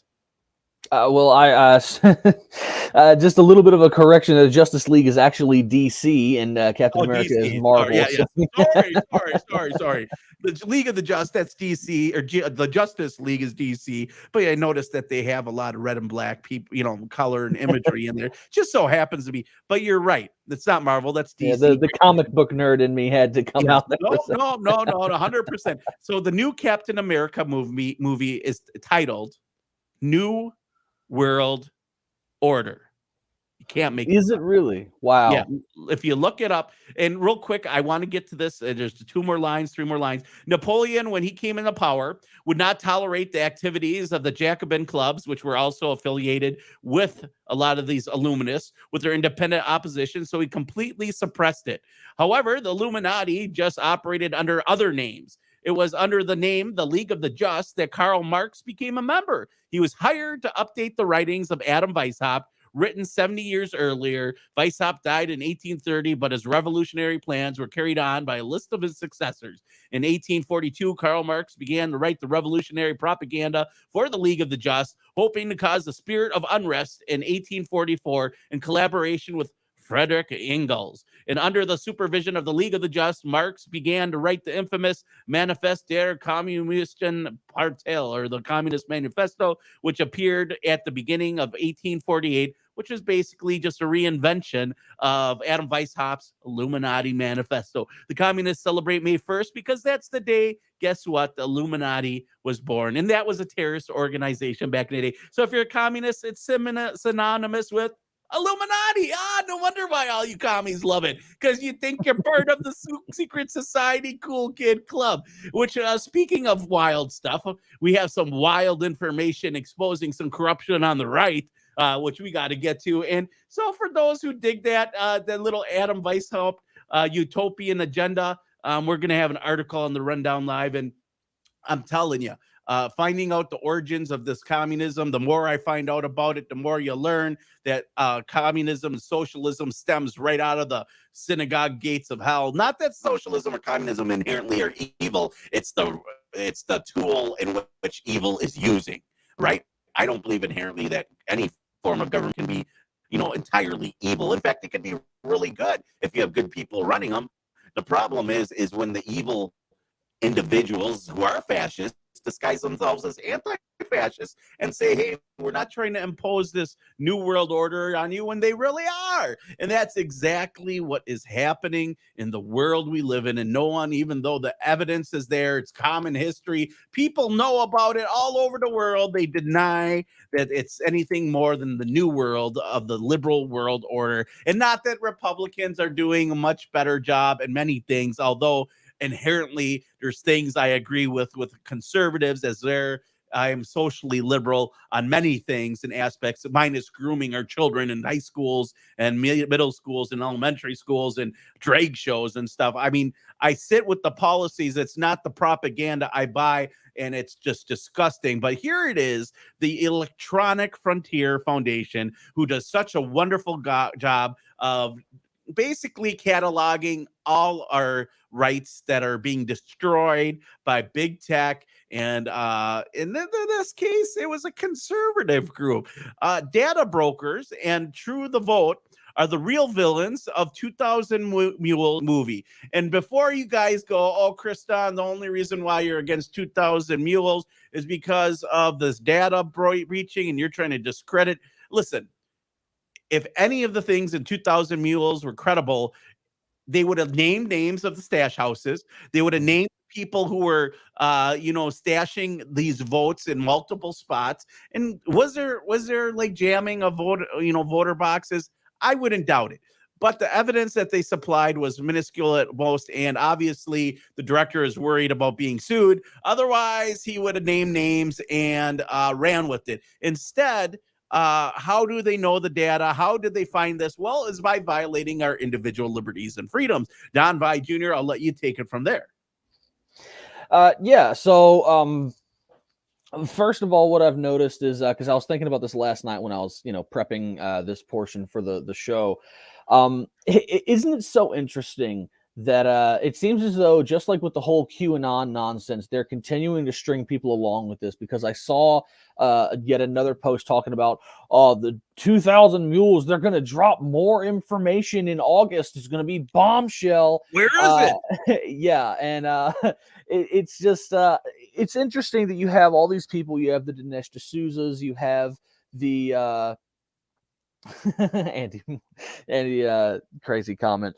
You have the Dinesh D'Souza's, you have the people behind True the Vote, you have all these other individuals, and they're putting all this information up on their locals pages and all this other these subscription-based social media services. So you have to pay to be able to get this sort of information. It's a cash grab. It's a scam. It's a conservative cash grab. That's all it is, man. They're rallying the troops. They're getting people excited for Trump. Yeah. That's essentially what I get for it. They're trying to turn out the votes, just like liberals who could have codified Roe versus Wade and made it permanent, needed the divisiveness in order to get reelected. And there's no real difference between Republicans and Democrats in this aspect. The Republicans are using this whole stop the steal election fraud thing to get people out to vote. That's what I get out of it. Right. Yeah. It's make money. Yeah, it's a rallying cry, and it's a conservative cash grab to make money. But so essentially, because originally I had a piece from Reveal News, which we're going to segue into after covering this piece. But I found this while I was doing research on that piece from the Electronic Foundation Frontier, which essentially it goes to show that the way they collected this information, these tens of thousands, if not hundreds of thousands of phone records, is by violating people's constitutional rights. So, you just find that really interesting that, supposedly these patriots, they're against big government and whatnot. And yet, as the article goes on to show, that they actually collaborated with these data broker firms to purchase the data of tens of thousands, hundreds of thousands of cell phones. And unfortunately, this is completely legal because of the way that these corporations have merged with governments in a way. And so you have these big wireless, these big tech, big data, pretty much all of these companies that come together to form this massive data collection conglomerate that has been surveilling and obtaining much of our phone data illegally for decades. This is a part of the PRISM NSA program that Edward Snowden revealed back in the day, and it's still going on to this day. It's just they've instead of the NSA doing it themselves, they went on ahead and privatized it into these data brokerage companies, and they're the ones that collect all of our data, so the government has a bit of plausible deniability for its violations of our Fourth Amendment rights against illegal search and seizure. So what True the Vote, which is the group behind the whole 2000 Mules documentary, has done is that they purchased all of this data from these data brokerage companies that illegally collected and violated tens of thousands of Americans' Fourth Amendment rights. And that is how they went about concocting their phony evidence or what they presented as evidence of this massive nationwide voter fraud. Because if you remember, on the show, when 2000 Mules first came out, before Kriston checked it out, we were behind it. We're like, yeah, if you really have this concrete, this footage, this evidence to show that all this ballot stuffing happened across the nation, this is huge bombshell information. And then the movie comes out, you have to pay to see it. And, Kristan did the wonderful job of watching the movie. So I didn't have to, I was going to, and then thankfully I can rely on his review of it. So I don't got to waste my money on their nonsense. And it turned out to be a huge nothing burger. I wasted it. Well, I mean, there's a couple things I took away from it that I believe that happened. So like old folks homes, I believe that people inside of old folks homes filled out voting rolls and mailed them in for people who didn't even know who they're voting for, or even get asked. They probably just in bulk filled them out and then sent them off, which I believe is something that is plausible, as well as ballot stuffing. But there was no, other than a few witness testimonies, there was no absolute evidence, because if the director had it, he would have named names. Instead, the only thing that matters is that what stands up in court. And obviously he is worried about being sued because we're in August now and the names haven't been named. And I'm starting to think that, like I mentioned, it was here to rally the troops, and it was a big nothing burger. And Don, I have to ask you, do people even care anymore about their metadata? Like, I believe metadata is the liquid gold. Like, we should all be paid for our metadata. That's our data. Give us something free. Facebook gives us the platform for free. Although our metadata doesn't go as far for the value, depending on what you believe. Meaning, like if you're liberal and you give them liberal metadata, you get the ultimate, probably the best algorithms you can get for liberals. And if you're a conservative, they restrict it, and your metadata buys you a little less. But I'm talking about like cable companies. If they use your metadata, guess what? Your cable internet should be next to nothing or free. If they're going to make money off of you, that's the way they're doing it, and you should receive some benefit. Instead, they make you sign it off. And again, people nowadays believe that if you're not doing anything wrong, you have nothing to worry about, which is completely bogus. But that's the world we live in, and I don't think people even care. Now we're seeing that allegedly somebody did something terrible by exposing our metadata and using it to justify stop the steal, or that the election was stolen, and people are okay with it. You know why? Because it was used for conservative progression. And no it wasn't. Right. It was used now to condition you.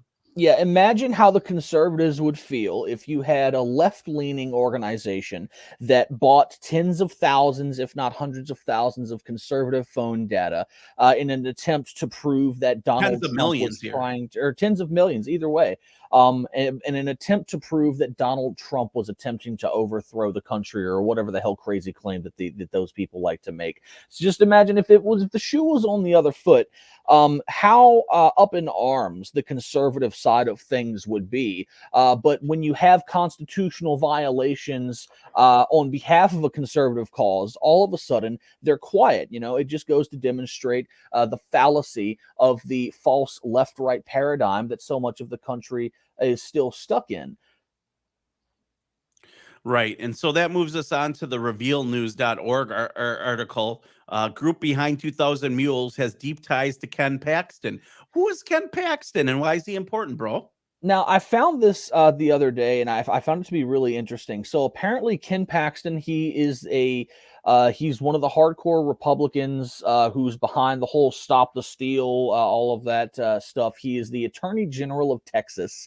And this guy has a history of corruption that is in a way, it's just completely unbelievable. He's currently being sued for something that he did during the whole January 6th thing, his involvement of attempting to help Trump not solidify an election or something, that whole crazy thing that's going on. But he's also back in 2015, he was or maybe something happened in 2015. There was a lot of things that happened. And in one of the biggest allegations, I know they cover it all here in this article, so we can go down into it and pull all that up. Sure, but man. One of his biggest corruptions is essentially he uses his office to help those that he's friendly with, essentially.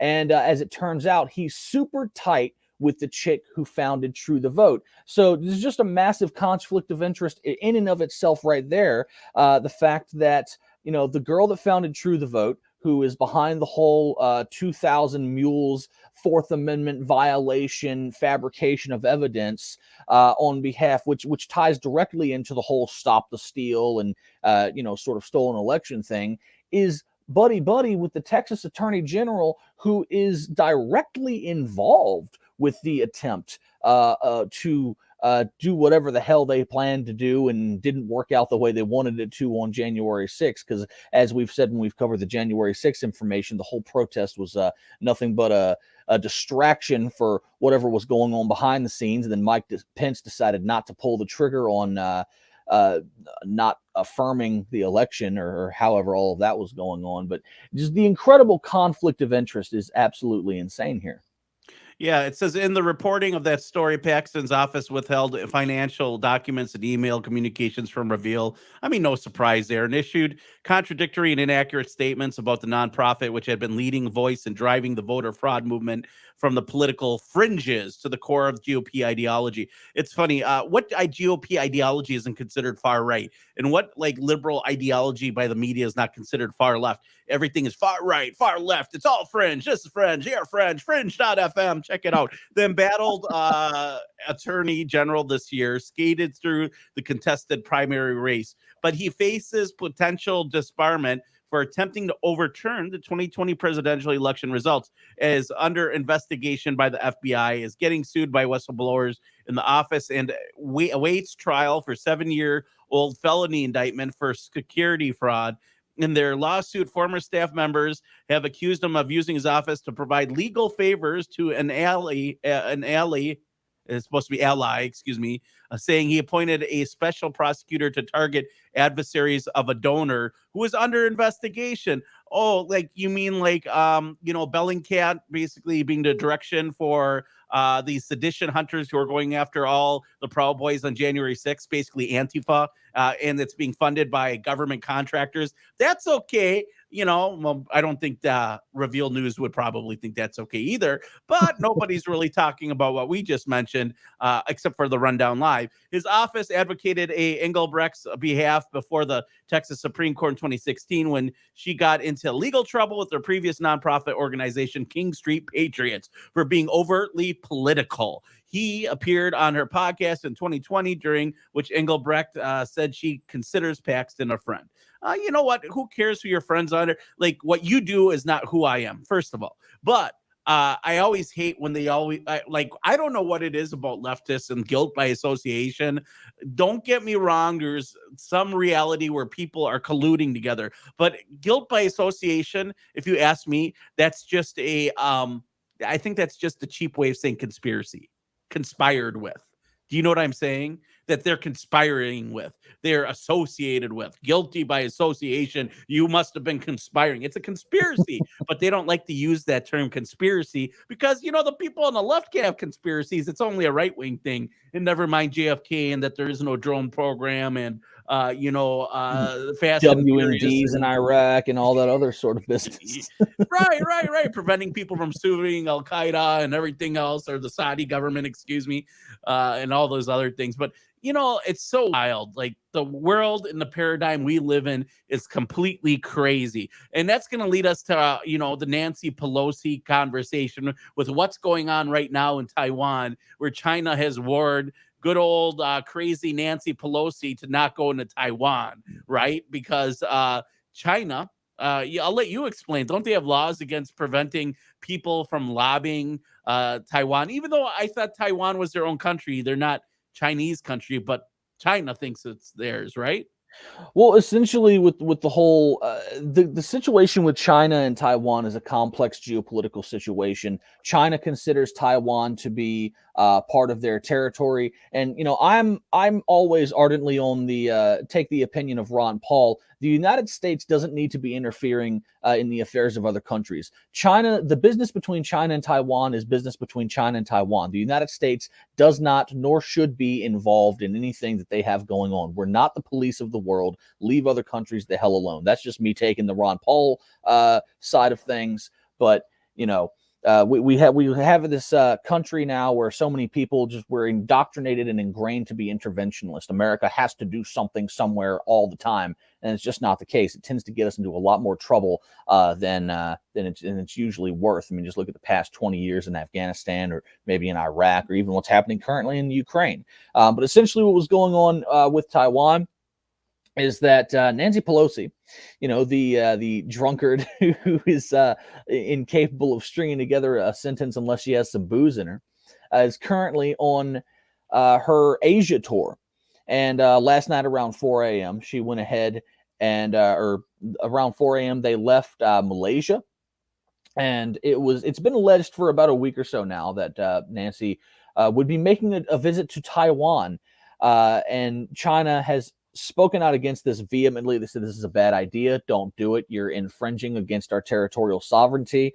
We do not approve of this. It's much different than when Donald Trump went to go visit China during his administration, because I remember we talked about that when we were on the phone this morning, sort of going over what we were going to talk about on the show today.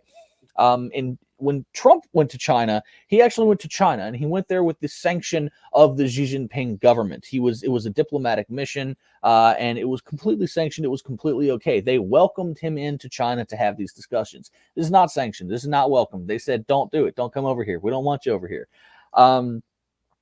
Pelosi decided, or whoever is orchestrating her trip decided, that they're going to go to Taipei, the capital of Taiwan, anyway. And so late last night, because of course I'm a night owl, I stay up till about 4 o'clock in the morning. Even around 4 o'clock in the morning, I started to see news coming out of China that they were beginning to mobilize their military forces in the Fujian province, which is right on the coast of China, which is the coast nearest to Taiwan.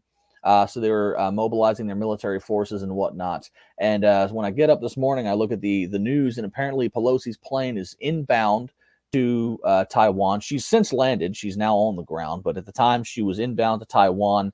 And the developments were just coming a mile a minute. I had a lot of work to do for Free Thought Project this morning, and prepping for the show, and just, generally waking up at the same time because I get to work as soon as I open my eyes, basically. But also trying to keep up with all those developments. Taiwan put itself on high alert for the first time since the 1996 Taiwan Strait crisis between Taiwan and China. This is the first time that their military has been on high alert for all of that. The United States deployed a lot of military equipment out of its Japanese bases off Okinawa, about 8 F-15 fighter jets and some flying tank. It's some sort of a name for an aircraft. It's just a big ass aircraft, and they call it a flying tank or something like that. That's what we'll call it, a big ass aircraft. It's a flying tank. Yeah, that's something they call it that. But a couple of those and a bunch of F-15 fighter aircraft. And then right before we got on the show, one of the latest updates was that there were air raid sirens going off in coastal China. They had closed off all civilian air traffic heading toward the Taiwan Strait, and they were even scrambling fighter jets to go to Taiwan. So just an incredibly volatile situation. I mean, just the other day, before this whole situation even happened, an envoy for the United Nations made the comment that we are closer to the brink of nuclear annihilation than ever before. And this sort of saber rattling brinkmanship, this sort of to use an FCC friendly term, this ding-a-ling swinging contest between countries, it's ridiculous. And as I said before, the United States has no business meddling in the affairs of other countries. Taiwan's business is Taiwan's business. China's business. It's the same thing with Russia and Ukraine and everything else. And and look how that's turning out. Ukrainians that are being sacrificed on behalf of American imperialism, they're dying by the hundreds every single day because the United States and NATO decided they couldn't leave Russia the hell alone. It's the insanity of U.S. foreign policy. The insanity. Sorry, I was going to say, as long as they keep funding the Nazis and Antifa over there, then they can come back here and cause real terrorism. I mean, they just make sure they get the proper training in Ukraine there, just saying. But, we're coming to cross commercial break. I didn't mean to cut you off there, Don. But I want to say this before we go to break. I smell honey. like a big honeypot. Like please attack us. Like we need the violence because we need to establish a new world order, and Right. Russia and China stand in the way of the liberal world order. We'll be back with more of this as Don the man will break it down when we come back from these words from our sponsors.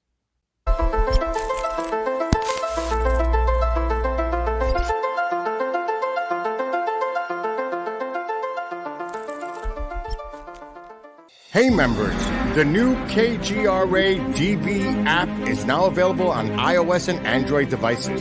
Gain on-demand access to any KGRA DB programming. Download any show directly to your mobile device to listen or watch on the go. Go to the App Store and search KGRA DB. Scrolling all day, time can disappear. Wanna make it count? Why not volunteer? Posting pics of your food, that takes up time. Time, you got time to binge all of season 9, though it got so bad. Time, you got time. We're gonna grow back and be the same browse you had. Just a few hours to keep families from harm. Help us end home fires with Sound the Alarm. Volunteer for a day to install free smoke alarms in your community. Discover the Observation Deck, a one-of-a-kind virtual event platform that takes video conferencing to the next level by using avatars to navigate a campus. There's so many areas and activities to choose from. There's a 1,000-seat auditorium, an expo hall, a nightclub, and even a beach. So come attend a conference, take a class, or hear a lecture on the incredible Observation Deck campus. Go to theobservationdk.com. You're listening to the KGRA Digital Broadcasting Network. We provide unparalleled coverage of trending news in the world of ufology, cryptozoology, and paranormal phenomenon. Whether you're watching our video live stream or listening to one of our audio programs, you are getting the best from world-renowned researchers and hosts, guiding you through topics the mainstream won't touch. Miss one of your favorite programs? No problem. Head over to the members area at kgradb.com for access to our massive library of award-winning content. Make contact, stay connected, only at kgradb.com.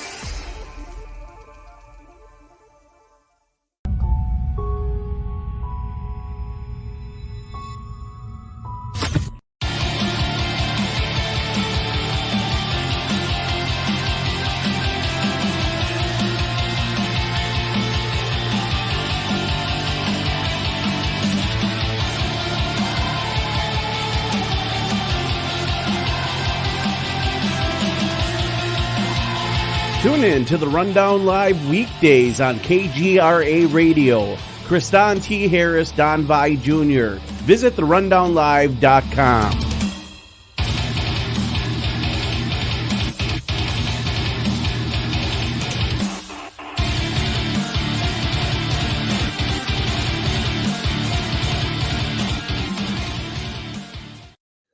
Rundown Live, rundownlive.com. I'm your host, Kriston T. Harris. We're here weekdays, 5 days a week. If you want to check us out, live on Rockfin for video, ROKFIN. If you want to support us on there, you can drop a tip. Listen, we're here every day. It's not cheap to host the show, be on so many multiple platforms, be broadcasted all across the world. Literally, you can go to the KGRADB.com. KGRADB, digitalbroadcasting.com, and just listen to the great programs all day. Great news, great stuff. You can go to band.video, and where we share a platform with Alex Jones and a lot of other great individuals out there. Owen Schroyer, I'm proud of the status we've grown to over the last 10 years, being one of the leading and cutting edge show for influencers. Like, our show's not for everyone. Listen, a lot of people are going to be like, Necrobiotics, what the hell is Necrobiotics? And everything else we're going to dive into here in the last hour, so don't go anywhere. But Rockfin has been a staple. Support us, tip us there. If you're on Rumble, you can donate and you can drop us some cash there, or you can just go to therundownlive.com and pick up one of those sexy shirts that we were showing you guys. Obviously, if you haven't seen them, check them out. They're definitely stylish. Support us. We need your help and support. As you guys know, the industry has become less and less saturated. Although I do see that a lot of people who are right or really far left, they get a lot of views as where we're just trying to keep you guys sane and from being psychopaths and trying to keep you on the, the road less traveled here on the Rundown Live. So support us, share the live feed, get us over here. We got to shout out to my guy, Defender of Ants. He's out outing some map people, some pedos, some horrible people in the 76er movement in Washington, D.C. We can get into Scotty Hochstetter, who's been on the show. Maybe we'll have him on this week to talk about what's going on in D.C. I might be heading down there to cover what's going on there and bring some of my, the big independent mafia, as we call us, all of us independent journalists that basically have done all the boots on the ground that the mainstream used and made millions of dollars off while we stay mostly broke here at the Rundown Live because we are 100% funded by you, the listener. But I found this breaking, and on the topic of Taiwan and what's going on there, China is now flexing and wasting money doing drills all around China, or all around Taiwan, excuse me. China now is planning, this is MSN, right? It says China plans 4 day of military drills in area encircling Taiwan now.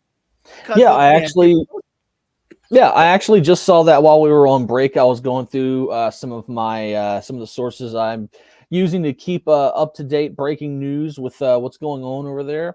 And it's not surprising, when you have a provocation like this. Of course, China's been talking about there's going to be harsh consequences for things that are so. We'll see exactly how it all plays out. But it's not surprising at all. And, it just goes back to what I said, leave other countries the hell alone. But of course, the American empire, they're predicated on, bullying and killing their way around the world. And the point that I made the other day when I shared a piece from Caitlin Johnstone, who was talking about this entire situation, point that I made is, we are entering a multipolar world. The United States is going to have to get on board with that. The fact that it can no longer bully and kill its way around the planet to get its way and enforce the globalist agenda through what is, the military-industrial complex of the American empire has been the military arm of the New World Order for as long as we can remember, since at least September 11th. Bush did 9/11. Jet fuel can't melt steel beams, that whole thing. But realistically, it's been going on for far right there, Don. But realistically, it's been going on. Unintended, you're far right. You're definitely right. But realistically, it's been going on for a lot longer than that as well. I mean, of course, we had President Dwight Eisenhower in his farewell address in 1960 warned us of the military-industrial complex. He is one of the most decorated figures in American military history. Top 5-star general. He was either 4 or 5 stars. I think it was 5 stars. Should have been 5 stars. Who's that? Great general. Dwight Eisenhower. Should have been 5 stars. Great general. And became president. And in his farewell address, warned us of the coming military-industrial complex. He saw it coming. He knew exactly what was coming. And even before Eisenhower, up until Chesty Puller became the most decorated Marine in U.S. Marine Corps history, the first most decorated Marine in U.S. Marine Corps history, a guy by the name of General Smedley Butler. Or no, he wasn't in the Marine Bonus Army March. Yeah, United States Army. Yeah, here's one. He General Douglas MacArthur is another one. Yeah, he speaking of Smedley Butler, he released a book in the 1930s called War is a Racket, where he specifically went into detail describing how the fact that the warfare is a racket. It is it's a rich man's game. It's a rich man's plot.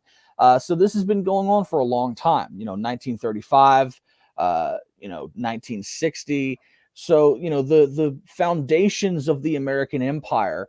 And what we see now with this imperialist, neocolonialist, globalist, New World Order agenda that the U.S. is and has been enforcing, we just see it making its way around the world, causing devastation and chaos. And, talking about foreign policy, segueing into our next piece, I actually have a article that I recently published, shifting from Asian foreign policy back to the Middle East, if we can cue that up. The America's policy with regard to Afghanistan is continuing to shift yet again. Here we have it. I wrote this a few days ago. After thousands of soldiers died fighting them in Afghanistan, the U.S., guess what? Now backs the Taliban again. Crazy stuff, huh? Hey, you know, that's how we do it here in America, policemen of the world. We got the opium. We caused the opium crisis. Pat Tillman couldn't find any of those terrorists who were responsible for 9/11 and got shot by friendly fire. And, they made movies about them. So, it doesn't surprise me because the Taliban is Al-Qaeda. It was the Mujahideen was funded by the United States, really created, and was there to fight Russia. And so now, guess who we need to help fight Russia? Probably the Taliban. I'm just saying. I dive into a lot of that history in my article. I start off by saying, you read that headline correctly. As we approach the 1-year anniversary of the U.S. withdrawal from Afghanistan, it seems as though the United States government is once again playing musical chairs with whom it considers to be friend or foe. At least this appears to be the case due to a recent article published by antiwar.com, in which a yet-to-be-named spokesperson for the U.S. State Department asserted that the U.S., quote, does not support organized violent opposition to the Taliban rule in Afghanistan. This is first reported by the Foreign Desk. A statement comes as resistance fighters claim victory over Taliban forces in the Baghlan province as the conflict in the region continues. So essentially what was happening is there was a lot of fighting going on between the NRF, the National Resistance Front, or whatever the hell their name is, the National Resistance Front. There it is right there. Fighting between the NRF and the Taliban is continuing on. And now apparently a spokesman for the U.S. State Department has said that they're not in favor of the armed, violent opposition to the Taliban, which is, it goes really contradictory to this whole 20-year narrative that the Taliban are the epitome of evil. We have to do everything to defeat them, even though the Afghanistan papers that came out a few years ago proved that the top brass at the Pentagon and the guys in Washington knew that the Afghanistan war was absolutely unwinnable. They knew that it was best to just pull out and go home. Instead, they continued to sacrifice our young American men and women for a cause that they knew was in vain, that they knew was going to fail. They continued to sacrifice our own people. Of course, that information came out in 2019. And further in this article, I just sort of go into the history of how the United States has created its own enemies. It has, our foreign policy reads like a who's who of how to create your own enemies. Going. It's a straw man. We create the boogeyman, and then we spend countless amount of money. Big military industrial complex makes a ton of cash on it. We, the private corporations make a ton of money on opium and oil and everything else, and mineral rights and you name it. And then we have this happen. And how long is it before, that's just not surprising. Just like what we're doing with these domestic terrorist claims that we're fabricating and making domestic terrorists out of nothing. We need the war to be at home. So, of course, we can't fight the Taliban anymore. We need to focus on those pesky January 6ers and those Chop Chaz people that are, what are they, occupying a whole city? I thought that LeVay Finicum from the Bundy Ranch, they just occupied an empty government building. He got shot by the FBI. But, occupying a whole city, just showing you the double think there and how things work in this world, the liberal world order. It's okay to commit crimes as long as you hold a certain ideological stance, and it has nothing to deal with the actual crime, but what you believe as an individual, and that's scary. And yes, this is crazy. This is wild. This is like nuts. It's nuts to think that we we killed 1.2 million people in Afghanistan, and there's blowback, 9/11, everything else. The statistics that I include in the article from Brown University's Cost of War project, which documents the human and the financial cost of these conflicts of ours. The apparently upwards of 70,000 civilians in both Afghanistan and Pakistan because of certain operations going on in the Pakistan region due to the Afghanistan war. Upwards of 70,000 civilians dead. Over 2,000 American servicemen dead. And mind you, those civilians, those 70,000 civilian count, that's just from direct military action. That doesn't count the upwards of 100,000s that have been displaced by the fighting, those that have been impacted by famine, by hunger. And even toward the end of the article, I point out the United States, even after withdrawing its troops from the region, is still committing heinous crime against humanity, because after they left, they're still continuing to hold upwards of $7 billion of Afghanistan's reserve currency. Their economy, Afghanistan's economy, has completely collapsed. And you remember how, I talk about on the show sometimes, the world's worst humanitarian crisis in Yemen, the genocide that's being perpetuated by Saudi Arabia against the people of Yemen with support from the United States. Well, now, because of the massive economic collapse and the famine in Afghanistan that has resulted from that, executive director of the World Food Program, David Beasley, has said that this Afghanistan has now become the world's worst and largest humanitarian crisis, even more than that of the Saudi-U.S. genocide in Yemen. So just to think that it's absolutely insane. Approximately half the country now faces some sort of hunger or famine because of U.S. actions, holding $7 billion worth of Afghanistan reserve currency. Just leave, again, back to what I said about China and Russia and everything else, leave these other countries the hell alone. If you're really determined to create peace in Afghanistan, as the State Department has claimed that it is, give them their money. Yeah, give them their money. Leave them alone and let them recover from the decades worth and the generations worth of damage they've already caused from their illegal war, their illegal occupation, and their slaughter of innocent people. Leave them alone. What they need to do is get a bunch of spider robots and just have arachnophobia and have people freak out, because here, literally, this is not this is not Mengele stuff that we're about to get into here. Yeah, listen, bro, they have some crazy spiders in Afghanistan. I don't know if you've seen the camel spiders. These things are about as big as a dinner plate. Yeah, we got to pull this up before we dive into this, because we're going to correlate this now. Mengele tried to bring back humans from the dead by giving them electric shock and making zombies walk and try to put them to make soldiers of dead people. Multi-purpose, maybe if somebody walking around without a head and you can have an AK-47 or something. But scientists turn dead spiders into robots that can grip objects. That's in the news right now. But I what if they do it to someone because you stole my idea. I'm like, what if they made it a camel spider, which if you've never seen a camel spider, if it bites you, horrifying. It will take a chunk out of your skin. I don't think that they don't kill you, but literally imagine a spider they look like. And people were bringing them back to America from Afghanistan because they didn't know they were in their backpack. But look at this thing. These things are huge. They're like, look at this. That is a camel spider. Yeah, bro. It's terrifying, man. Bro. I mean, I have fighting Elden Ring. That's like World of Warcraft bad guy looking. Right. See, I have arachnophobia. I don't like spiders. I've never liked spiders. So when I learned that these things existed, I was like, well, I know some places I'm never going to go. Really glad I never joined the army when I planned to out of high school, because otherwise they probably would have sent my ass over there to deal with camel spiders. Well, look at this, bro. This thing is, do you think camel spiders taste good? To be like, New World Order dish of the week, camel spider. Look at that thing. There's a lot of meat on it, bro. Would you eat it? For $1 million, would you eat camel spider?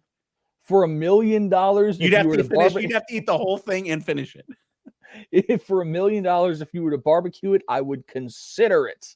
You'd barbecue it, mash it up, put it in a stew, and you'd inhale the stew, right? It'd go down like, look at, look at that thing. That's like huge. Because it's possible. Because in certain parts of the world, eating spiders like that, it's a delicacy. They cut their legs off, they chop them up, they cook them. Like, so it's edible. It's not like it's non-edible. You just have Instead to of crab legs, you got spider legs. Eating bugs in the future. Crabs are just spiders with little clapper thingies. But yeah, so this is in the news. Scientists turn dead spiders into robots that can grip objects. So how far and how long will it be until we have like necrobiotic humans that are going around and we have zombie people? Because that's kind of where we're going here. Scientists have worked out how to turn dead wolf spiders, not just any spider, bro. Like the most frightening was American spider that looks like the size of a baseball and is walking around. Scientists have worked out on how to turn dead wolf spiders into necrobiotic spiders that can mechanically grip onto objects. This is like Alex Jones territory. They're turning the frogs gay, and everyone thinks he's nuts, and then it comes out to be true. He was talking about this stuff like 15 or 10 years ago. How they're trying to bring animals back to life, necrobiotic insects, and cyborg cockroaches. Did you know that they have cyborg cockroaches? It's not shocking. I mean, I know, talk about stuff that Alex Jones has predicted. I remember years ago he was talking about, pigs that, they are able to create spider webs and, all sorts of, animal chimeras and all sorts of crazy stuff. Look at that disgusting thing right there on the screen. It's huge. You're going to eat it. You're going to digest it. It'll be, spider. Look at guys lifting weights. Look at it. So basically they're showing you here how they're getting the muscles to react and basically make a move and making these spiders live again.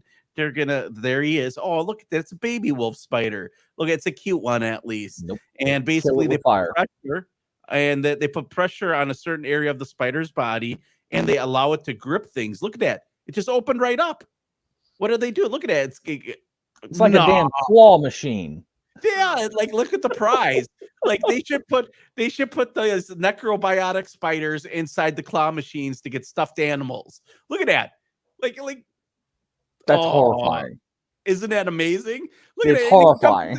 It comes with the Dr. Fauci ouchie. Look at that. It comes with a syringe needle that they stick into the back of the spider, and it just clasps and grabs things. You can't make this up. Look at that. Watch this. Here, circuit boards. Look at that. Light on. Touches it. Circuit board. Oh, is it going to be able to? Oh, there you go. It can turn a switch on or off. It can literally pull something out of a circuit board. Of course, it's one of those like Radio Shack build your own. And here they show them with the needle.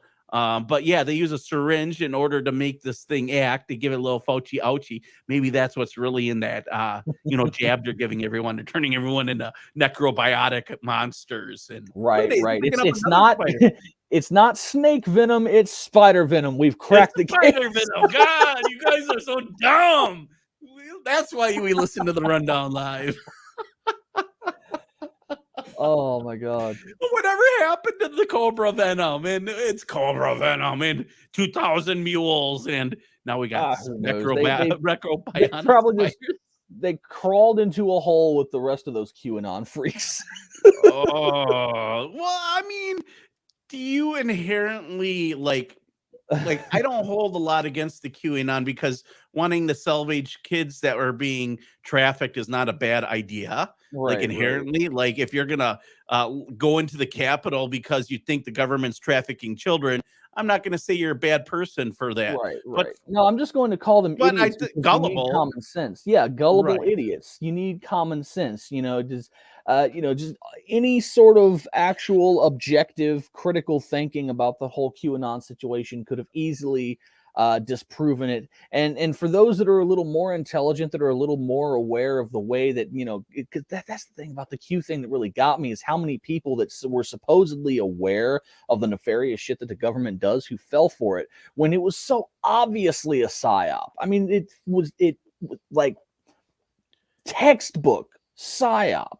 Well, I called it from the get-go. It sounds like a Pentagon operation. They still haven't nabbed the person named Q. It's probably sitting in some like Antifa base typing like commie posts for Bellingcat and giving directions to the I sedition think hunters to put people in jail and shit. Like that's probably who really is QAnon, some troll that's out there, and he's sitting there with Andrew Weave and snorting lines of cocaine and being misogynist, like anti everything person and being a piece of S. And they're like, yeah, I got a bunch of people to fall for my trick.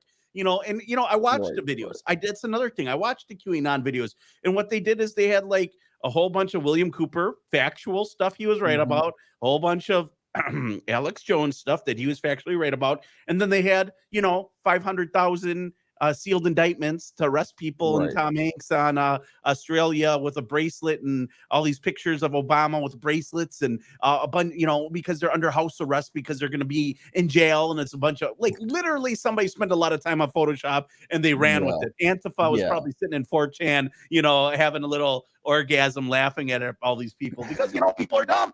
And what's sad is people actually care about people. Nobody read the WikiLeaks, which had the real Pizzagate. It was all, Comet Ping Pong Pizza has a dungeon in the bottom. You know what was freaky about that is the kid who shot up the Comet Ping Pong Pizza. His father runs like a child abuse organization, and they had textbook pedophile logos as their organization, like big hand, small hand. I was like, that's kind of weird. No one's mentioning that, but everyone's getting pizza at Comet Ping Pong Pizzeria, and that's but pizza. It was a classic limited hangout, like we've talked about so many times. Limited hangout, yes. Yeah, it was a classic limited hangout, and for any of the new viewers or for any of the old viewers who just need a little bit of a refresher, a limited hangout it's a tactic used by clandestine services and covert operations where they'll take a BS narrative and they'll sprinkle a bunch of factual stuff on top of it to make it seem legitimate. So to the untrained eye, you'll accept all of it, and it's meant to deflect people into the wrong direction. That's essentially like Havana syndrome and voice of God weaponry and microwave weaponry. Like, come on. We know that they have this technology to beam voices in your head and make you dizzy and make you sick and all this other stuff. Maybe, you know what I really think Havana syndrome is? People have high fucking blood pressure in the government. Yeah. Well, Ben Norton actually did a fantastic. He used to write for the Gray Zone. Then him and Max Blumenthal had a big falling out because Max started covering all the fraud that was going on with the COVID mandates and how lockdowns were tyrannical and all of that. And unfortunately, Ben is still on. He's still on the mask and lockdown stuff. But aside from that, he does great work foreign policy wise, which is why I still follow him. As far as foreign policy is concerned, he's a fantastic journalist. And he had a piece come out recently where it basically completely debunks the whole Havana syndrome narrative. It was a complete CIA fabrication, just like you and I reported back in the day. So again, vindicated, proven right. Get tomorrow's news today here on the Rundown Live. Stealing the lines of yes, you know exactly guys, where I got it from. I gotta plug you guys and say we love you and we thank you guys. Share the live stream. Let your friends know. Download our app, the Rundown Live app, on your Google Play. Go to iHeartRadio, Spotify, on your friend's phone. Download the podcast. Get the podcast. Support us. Listen, it's not cheap. It's not easy. 100% of what we do is funded by you guys. If not, it comes out of my pocket. And I can tell you, these shirts are hot. These are the Rundown Life shirts. We got them in men's and females. They are the UFO, all-seeing UFO boomboxes of truth. And you can feed your brain with the Rundown Live and share it. We got to plug ourselves. Otherwise, we can't be here every day. And we need your support. Listen, we are here. We've been viral. We've gotten 15, 20 million views over the last 2 years. The Kyle Rittenhouse stuff, the Ghislaine Maxwell stuff, probably cumulative over 30 or 40 million views on all the platforms. And we don't make a dime out of it because the mainstream media, for the majority of it, stole and used it. Platforms, the social media stole and used it. I kind of agree with the fact that Facebook and Twitter should have to pay royalties for things that they steal and use. But then again, I do like the free forum where people can share information and data freely. But the problem is we are censored for bringing you guys the truth. You guys hang in there. If you want to support us, you want to find out more about us, go to therundownlive.com. Click the link tree. When you click the link tree brings you We're under scheduled maintenance on the rundownlive.com. When it's up, you can go to the rundownlive.com and get the information and get the all-seeing UFO box. And as you can see here in the top, click the link tree and it will take you to exactly anywhere that you want to find information about us. Even if you want to donate PayPal, Venmo, find a Rumble or Rockfin or BitChute or YouTube, you name it. Our new YouTube, the Strike Zone is not on there. We'll get it up there soon. We'll be back tomorrow with more great news. Stay tuned. Stay blessed. We want to tell you guys, do something wonderful for somebody you don't know out there. Do something nice for somebody that's politically not aligned with you, a far leftist or a far rightist or independent, whatever it might be. Find somebody to find something other in common than just politics, because we're more than just political ideology. We're human frickin' beings. We have differences, and those differences is individuality. Individuality is what makes us beautiful. Collectivism wants to destroy that. You and me, including, the New World Order. They want you to all be clones. You guys have a good one. We'll see you tomorrow. TheRundownLive.com.